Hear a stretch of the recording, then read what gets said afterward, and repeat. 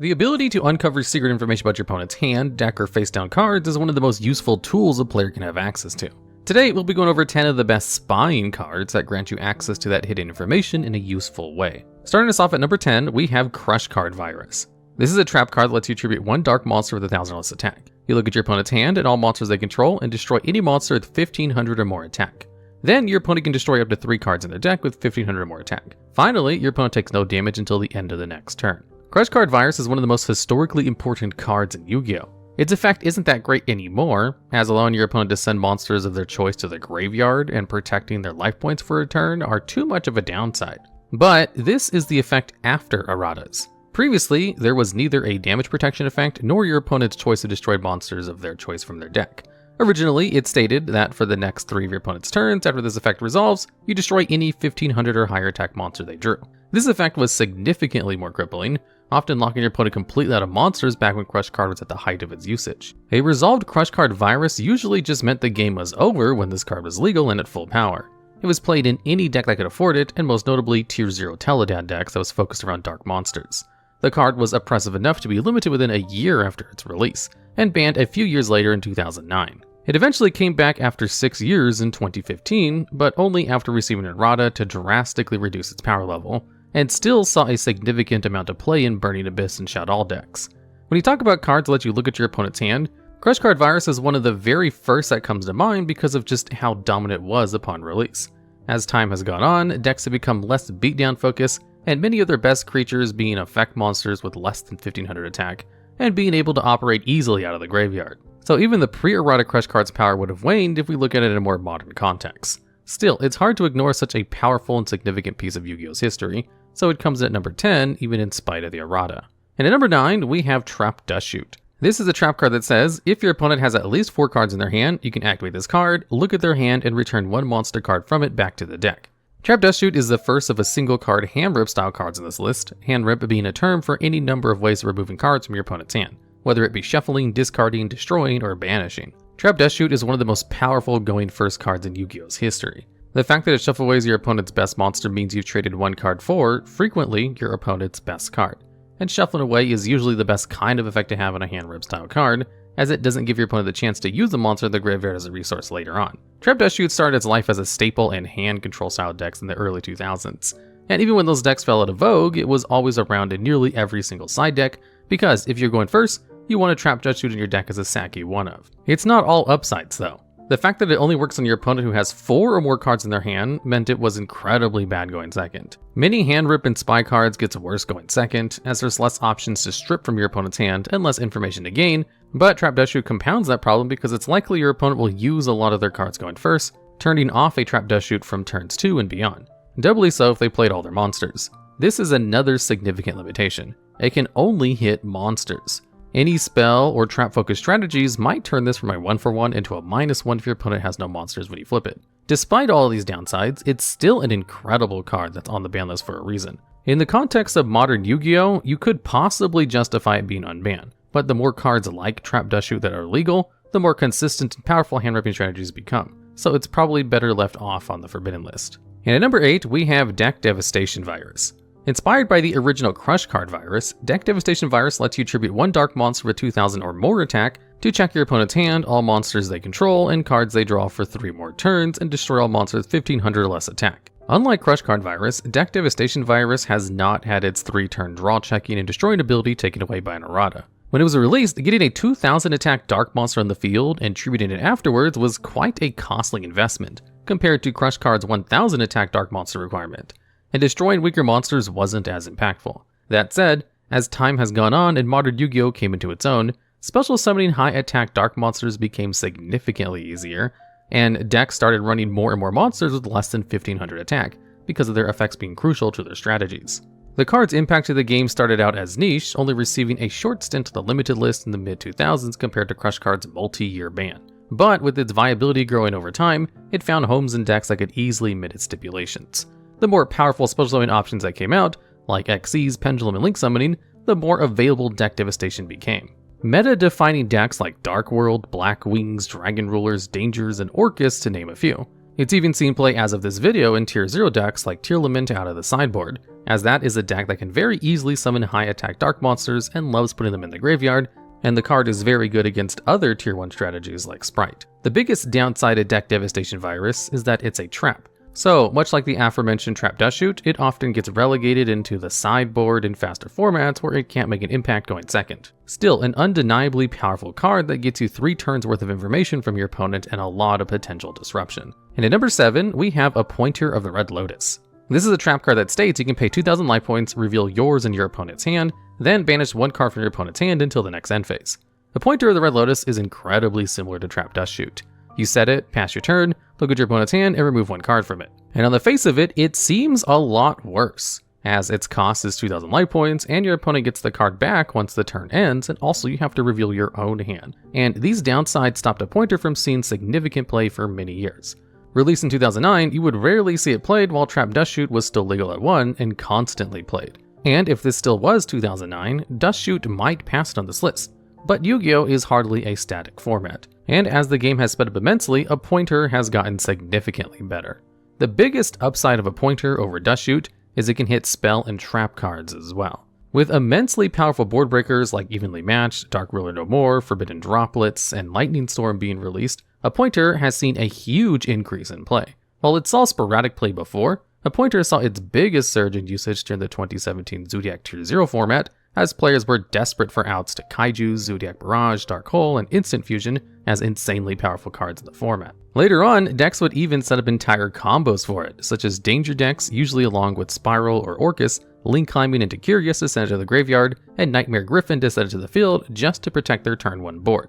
Lining up your interaction with your opponent's plays also became significantly more effective when you knew your opponent's entire hand. This dynamic wasn't as important in the old days, but it's nearly everything in modern Yu-Gi-Oh! While Appointer of the Red Lotus might be an eventual -1 in card advantage on turn 4, that's not really such a big deal when the game plan involves winning by turn 3. The card saw so much play outside of sideboards as a 3-of, fulfilling a similar role to trap Dustshoot's usage in mid-2000s, that it was hit on the ban list to 1 copy. Cards like Appointer existing is why trap Dustshoot can't be unbanned, despite being not as good in the modern metagame. Multiples of these kinds of effects would be a little bit too detrimental to the format. And at number 6, we have Eradicator Epidemic Virus. This is a trap card that states you tribute 1 dark monster with 2,500 more attack and declare spell or trap. Then you look at your opponent's hand at all spells and traps they control and all cards they draw for 3 more turns and destroy all cards of that type. Eradicator Epidemic Virus is the spell and trap card version of the previous 2 viruses, and is above them for much the same reason Appointer is above trap Dustshoot. Being able to preemptively take out the most powerful spell cards your opponent has is one of the most crippling things in Yu-Gi-Oh! Imperial Order and Anti-Spell Fragrance are notoriously oppressive cards, but even those can lose to a Chained Cosmic Cyclone or Twin Twisters. Eradicator can be much more oppressive and harder to have an out to. The 2,500 attack Dark Monster requirement isn't that hard to meet in today's game, though it does heavily limit what decks can use it compared to those generic floodgates. Much like the previous inclusions on this list, Eradicator is a very popular sideboard card in dark monster-centric strategies, seeing a lot of play historically in Thunder Dragon, Danger, Orcus, and again in sideboards and modern decks like Tearlaments. And it even has some play against stun-style decks, as it can hit floodgate traps on top of the more commonly played spell cards. Also, putting spells and traps in the graveyard instead of monsters like the other virus-style cards has a much lower chance of punishing you, as many decks have monsters that work just as well in the graveyard as they do in the hand. As a modern example, deck Devastation Virus or Crush Card Virus putting a Water Enchantress of the Temple into the graveyard isn't going to do anything to help you. But Eradicator putting a Fateful Adventure or Rite of Aramesir in the graveyard can completely squash that engine. And just one of the many reasons Eradicator Epidemic Virus takes a higher spot than the other 2 virus cards. And at number 5, we have Spiral Double Helix. This is a Link 2 monster that requires 2 Spiral monsters to make. While it's on the field or in the graveyard, its name becomes Spiral Super Agent. As a hard once per turn, you can declare a card type of monster, spell, or trap. Your opponent reveals the top card of their deck. And if you call it right, you can special summon a Spiral monster from your deck or graveyard to a link zone that Spiral Double Helix points to. Double Helix works off the Spiral archetype's main theme of looking at your opponent's deck to gain information and getting effects off that information. It usually isn't the card used to do the peeking, as its effect is more important than the other Spiral monsters in the archetype, like Spiral Super Agent, Spiral Tough, or Spiral Gear Drone. Those cards use their effects to peek at the top of your opponent's deck to make sure Helix's effect resolves, because Helix is arguably the most important card. Spiral was not even a rogue strategy when it was first released with all of its main deck cards. Cards like Spiral Master Plan, Spiral Quick Fix were unquestionably powerful, with their built-in ways to accrue advantage and lack of hard ones per turns, but they lacked a consistent way of getting those powerful monsters on the field and to activate their effects. With Spiral Double Helix's release, the archetype was skyrocketed from untiered to one of the most dominant decks in history at tier 0. Helix gave the deck 3 separate things it needed. First, the ability to special summon Master Plan, a card that represents at minimum 3 more Spiral cards added to your hand. Secondly, a coherent link strategy so the Spirals could link off Master Plan to get her incredible busted +2 from the graveyard effect. Finally, it did this while being a Spiral Super Agent, enabling Quick Fix to use its graveyard effect to reboard itself and further plus the user. Few single monsters have had such a big impact on an archetype in the metagame as Spiral Double Helix has, even if it wasn't usually the one gathering the information. It's never received a ban or limitation like other cards in this list, but that's only because the Spiral archetype has otherwise been banned out of the TCG with the banning of Master Plan. You could reasonably swap Master Plan for Double Helix on the Forbidden list and get the same outcome, as the deck needs both to function. Spiral Double Helix is one of the most format-defining monsters in Yu-Gi-Oh's history, and if not for Master Plan's banning, it might still be seen play today, thus earning its spot on this list. After all, what would a spy list be without a Spiral card? And at number 4 on this list, we have Triple Tactics Talents. This is a spell card that states that when your opponent activates a monster effect during the main phase, you can activate this card and choose one of 3 effects. You can draw 2 cards, look at your opponent's hand and shuffle one back to the deck, or take control of one monster your opponent controls. Triple Tactics Talents is one of the most incredible tech cards in history. Monster effects are rampant in modern Yu-Gi-Oh!, and any card that can either be a Pot of Greed, a non-targeting Change of Heart, or a targeted hand rip effect is downright amazing. Going second, a Change of Heart that doesn't target will either force a negate, or give you incredible advantage in breaking your opponent's board. Going first, it lets you refill your hand if your opponent hand traps you with a monster like Ash Blossom and Joy Spring, or Effect Veiler if you need more cards to extend through the disruption. Or if you don't need more cards, strip your opponent of either their best play or any other hand trap they might be holding to disrupt you. The only real downside of Triple Tactics Talents is the stipulation that it requires your opponent to do something. This means it can be very dead against certain decks like Eldritch, heavy negate combo boards that can easily deal with spending a negate on it, or just any time your opponent doesn't have a monster effect. The fact that this card becomes a brick when your opponent bricks is a bit of poetic justice. Regardless, monster effects are so dominant in Yu-Gi-Oh! That Triple Tactics Talents has always been a great sideboard option since it was printed, and frequently works as a good main deck card. In formats with dominant archetypes that can play through hand traps, main deck powerful spells like Triple Tactics Talents becomes more effective as an anti-hand trap or recovery tool. It's an all-star utility card that will continue to see tons of play as a quote-unquote fixed version of some of the most busted spell cards ever printed. And at number 3 on this list, we have Smoke Grenade of the Thief. This is an equipped spell card that states, when it's destroyed by a card effect while equipped to a monster, you be able to look at your opponent's hand and discard a card. Smoke Grenade is maybe the oddest card on this list.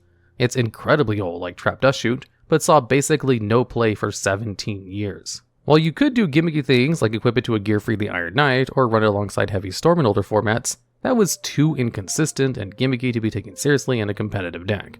But in 2020, cards by the name of Infernoble Knight Emerald Charles and Infernoble Knight Captain Roland were released. The Infernoble Knight combo with these 2 cards allowed you to send Smoke Grenade to the graveyard, equip it to Charles in the end phase, which would then trigger Charles' effect to destroy a card when it was equipped to him. Charles would just destroy Smoke Grenade, and now you have a way to consistently trigger the card during both players' end phases.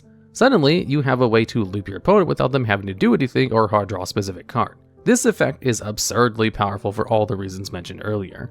It has most of the upsides of Trap Dustshoot or Appointer the Red Lotus, but was also an enabler for a competent strategy with other dimensions to its gameplay with Infernoble Knights.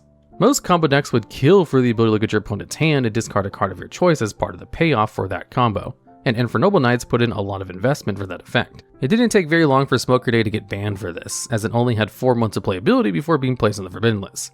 Just goes to show how powerful information and hand looping can be. Speaking of which, and at number 2 on this list, we have Confiscation. This is a spell card that states, pay 1000 life points, look at your opponent's hand, and discard 1 card from it. All that stuff about having to go through a complicated and powerful combo line to enable Smoke Grenade of the Thief to look at your opponent's hand and discard a card, well, why not just draw Confiscation? Confiscation is one of many broken spell cards from early Yu-Gi-Oh's history. Unconditionally being able to just take out your opponent's best card by just having this in your deck is patently unfair. The card was immediately limited upon release, and only survived until 2007 because early Yu-Gi-Oh was slow-paced enough that a 1-for-1 trade with a life point cost didn't seem that unfair, especially when you compare it to some of its contemporaries like Delinquent Duo and Pot of Greed. That said, it became increasingly clear that even in slower, less combo-focused formats, that knowing your opponent's hand and unambiguously trading a random card you drew for the best card they drew was fundamentally unfair. It averaged out being worth more than a 1-for-1 trade, and the information it gave you outweighed the minor life point cost. After all, one of the only ways to out your opponent drawing busted cards like Pot of Greed or Delinquent Duo was going first and drawing Confiscation to get rid of their busted cards. You didn't have to build your entire deck around this card to enable it, you just put it in every deck. If it was unbanned today, every single deck would have to play it. The fact that it's a spell card instead of a trap like many of the other cards of this list means it's significantly better whenever you go second, as your opponent usually still has something in their hand after turn 1, and you can take a peek before you commit to anything. It'd be even more absurd now than it was when it was banned, as you could strip your opponent of their best hand traps or their only combo starter, which can have a larger effect than most cards you could discard in 2007. Just an absolute absurd card that can never see the light of day again. Really, it only pales in comparison to the other card in this category. And at number 1, we have the Forceful Sentry. This is a spell card that states that you look at your opponent's hand, choose one card, and shuffle it back into the deck. That does sound awfully similar to Confiscation, and it's busted for all of the same reasons Confiscation is, but unlike Confiscation, it doesn't cost any life points and shuffles it instead of discarding it. Shuffling is not just significantly better than discarding, it's potentially the best way to hand rip aside from maybe banishing a card face down. Confiscation runs the risk of putting a card that can be recurred later or used for graveyard effects in your opponent's graveyard. It can even have some minor niche downsides of playing into certain archetypes, like Dark World, Danger, or Fabled cards were illegal. Even back before those cards existed, or before decks played more consistently out of their graveyard, Confiscation discarding your opponent's Pot of Greed would still let your opponent later on return it to the hand with Dark Magician of Chaos or Magician of Faith. Any creature could be recurred with Premature Burial or Monster Reborn. In the Chaos heavy formats of the time, you might even enable their Chaos monsters by putting a light or dark in the graveyard as fuel. These are the kinds of cards and scenarios that existed alongside the Forceful Sentry and Confiscation, and it was immediately clear that Forceful Sentry was miles ahead of Confiscation. Shuffling a card back dodges every single potential concern that Confiscation had when both cards were illegal. And it had no life point cost to boot. It's the single best card in history at looking at your opponent's hidden information and capitalizing on it, and the rest of the competition isn't even close. It's one of the earliest cards banned, earning its spot on the Forbidden List in 2005. Much like Confiscation, it's far too powerful of a card to ever allow back into the game again, and easily takes number 1 spot on this list. Alright, and that's the list. If you happen to know of any other spy-style cards that you think should be on this list, or if you have any ideas for future topics like this you would like me to cover, leave those suggestions down in the comments. Also, just a quick little aside, we have a Pokemon TCG channel now. So if you like the videos on this channel, well, that channel is basically that, just with the Pokemon TCG. We have a video going over some of the earliest Pokemon cards, so if you like that, you should check it out in the video description or at the end of this video right now.